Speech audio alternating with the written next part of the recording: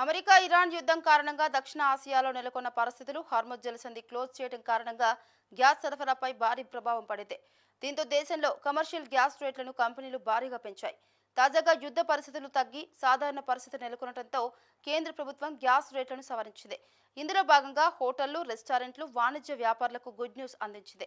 చమురు మార్కెటింగ్ కంపెనీలు commercial LPG gas cylinder ధరలను కూడా భారీగా తగ్గిస్తూ నిర్ణయం తీసుకున్నాయి.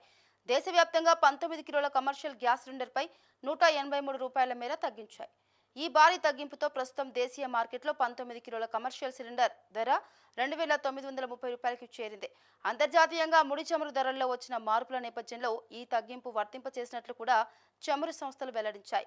అయితే ఇళ్లలో ఉపయోగించే 14.2 కిలోల డొమెస్టిక్ గ్యాస్ సిలిండర్ ధరల్లో ఎలాంటి మార్పులు చేయకపోవడంతో సాధారణ ప్రజలకు మాత్రం నిరాశ ఎదురైంది. కమర్షియల్ గ్యాస్ ధరలు తగ్గడం వల్ల హోటళ్లు, క్యాటరింగ్ వ్యాపారులకు ఆర్థిక భారం గణనీయంగా తగ్గనుంది.